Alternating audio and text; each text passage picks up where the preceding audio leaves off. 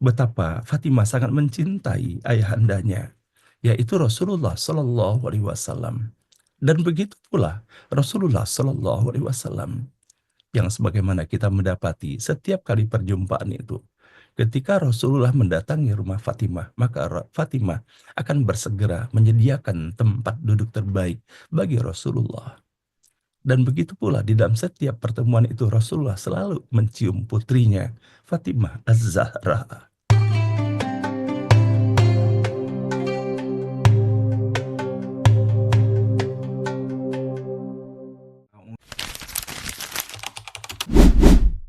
Saya ingin sekali menyampaikan berita kepada kita semuanya mengenai apa yang telah diajarkan oleh Rasulullah Shallallahu Alaihi Wasallam, dan khususnya bagi kita semuanya yang berada di dalam forum ini, bagaimana Rasulullah memberikan pembelajaran dalam penuh cintanya kepada kaum perempuan yang beriman dalam hal ini. Di dalam sebuah hadis yang diriwayatkan kepada kita semuanya, Bapak dan Ibu, mengenai bagaimana kehidupan Rasulullah Shallallahu Alaihi Wasallam dan bagaimana pula kehidupan putri terkasihnya yaitu Fatimah Az-Zahra.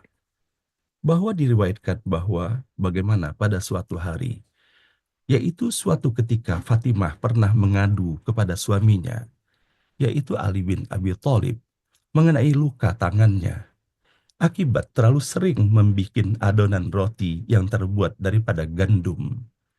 Maka Ali bin Abi Thalib karamallahu wajhah berkata kepadanya, "Ayahmu telah datang dengan membawa beberapa tawanan. Pergilah, temui ayahmu dan mintalah salah seorang dari mereka untuk menjadi pembantumu." Lalu Fatimah pun pergi menemui ayahnya, yang tentunya sebagaimana kita banyak sekali mendapati betapa Fatimah sangat mencintai ayahandanya, yaitu Rasulullah Shallallahu Alaihi Wasallam.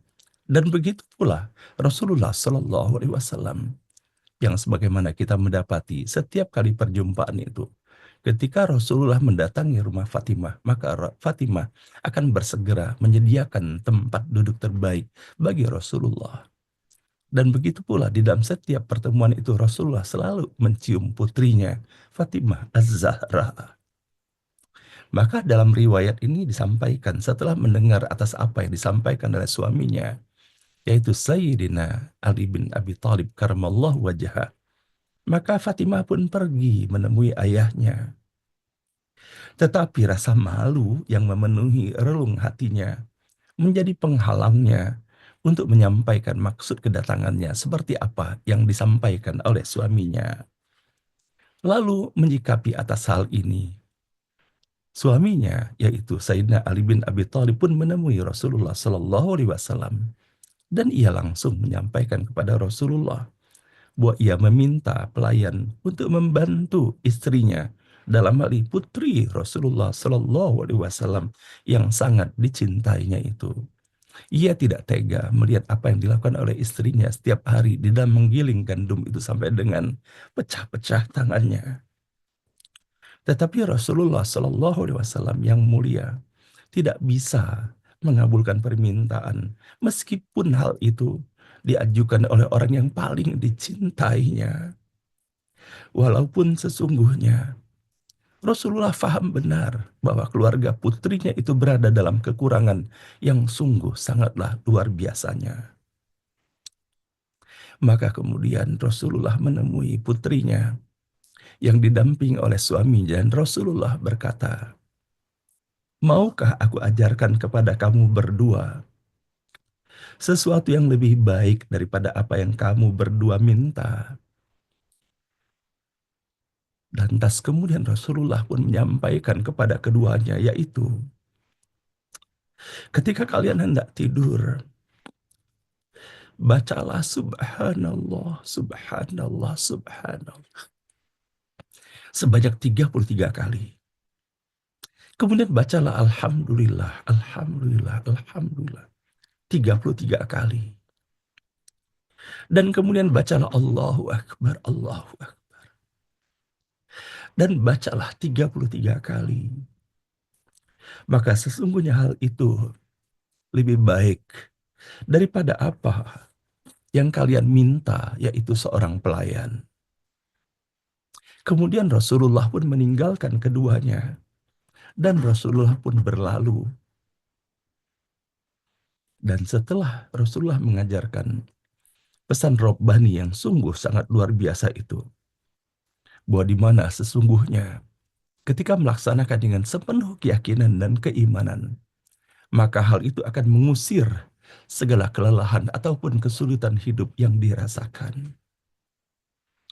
Apa yang kita dapati pada diri Ali bin Abi Thalib setelah mendapatkan pesan Rasulullah yang luar biasa itu?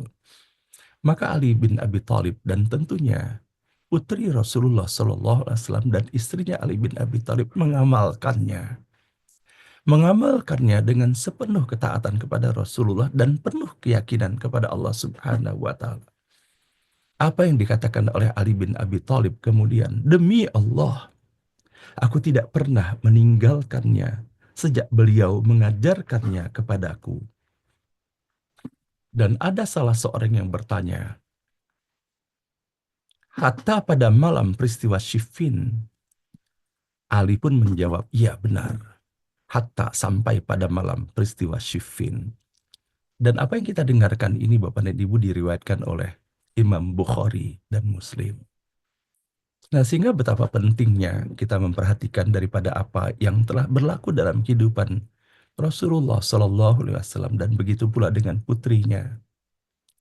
Bisa kita bayangkan Bapak dan Ibu apabila kita melihat di dalam diri kita sendiri terhadap apa yang berlaku pada kehidupan Rasulullah Shallallahu Alaihi Wasallam.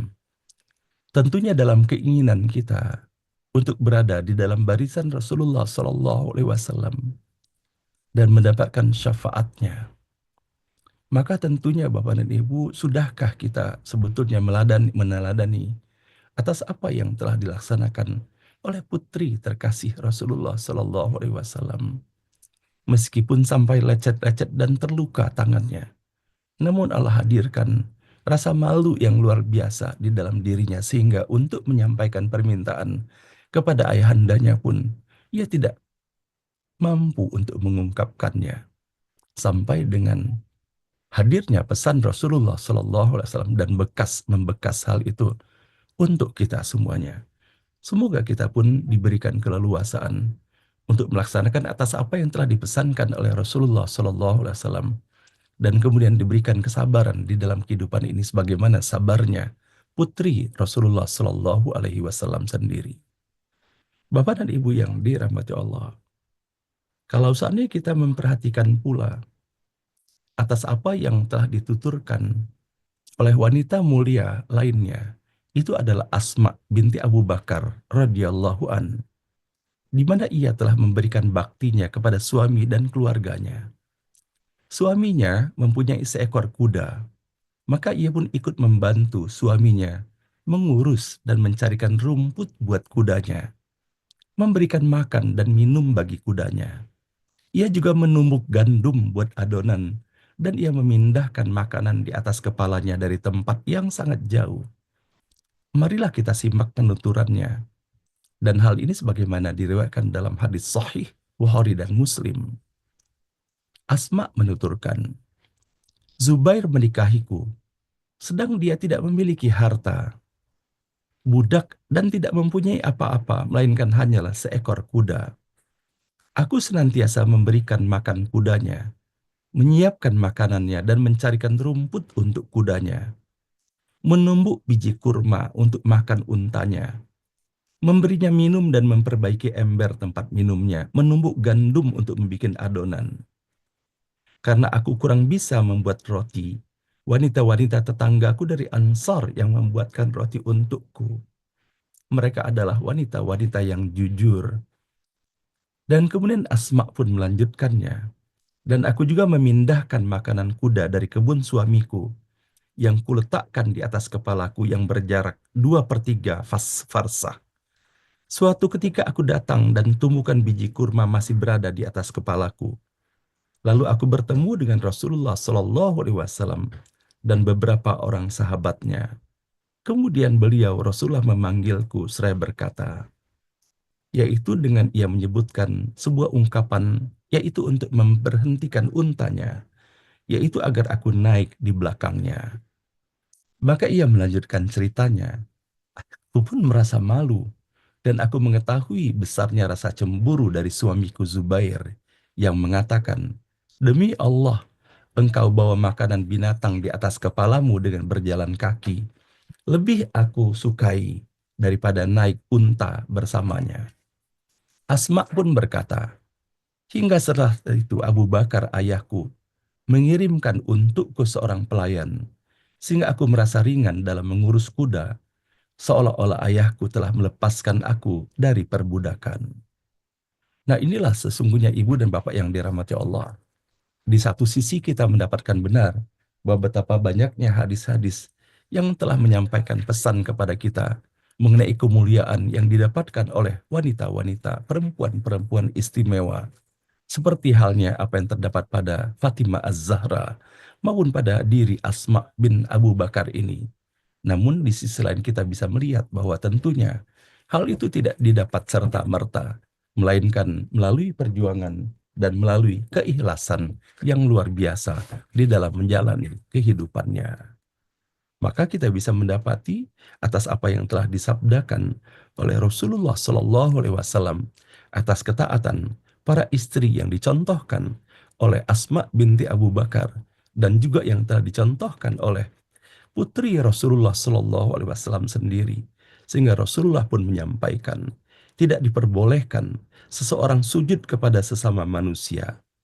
Jika sekiranya diperbolehkan seseorang itu sujud kepada sesama manusia, niscaya aku perintahkan istri untuk sujud kepada suaminya, karena besarnya hak suami atas istrinya. Dalam sabda Rasulullah Shallallahu Alaihi Wasallam lainnya, sekiranya aku memilih hak untuk memerintahkan seorang bersujud kepada orang lain, niscaya aku perintahkan istri bersujud kepada suaminya. Kedua hadis ini masing-masing diriwayatkan oleh Imam Ahmad dan Bazzar serta Tirmidzi. Aisyah radhiyallahu an pernah bertanya pula kepada Rasulullah Shallallahu alaihi wasallam, "Siapakah orang yang paling besar haknya atas wanita?" Maka beliau, Rasulullah Shallallahu Alaihi Wasallam menjawabnya, suaminya. Aisyah bertanya lagi, siapakah orang yang paling besar haknya atas suaminya, atas suami? Maka beliau pun menjawab, adalah ibunya.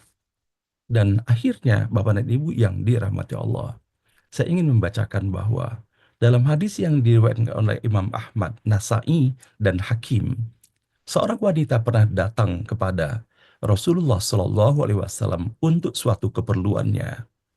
Setelah keperluannya terpenuhi, Rasulullah Shallallahu Alaihi Wasallam bertanya kepadanya, "Apakah engkau telah bersuami?"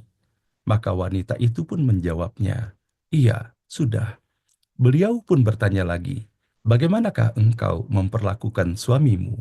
Maka ia pun menjawabnya, "Aku selalu memenuhi hak-haknya selama aku mampu melakukannya." Maka Rasulullah Shallallahu Alaihi Wasallam menyampaikan pesan yang luar biasa dalam sabdanya.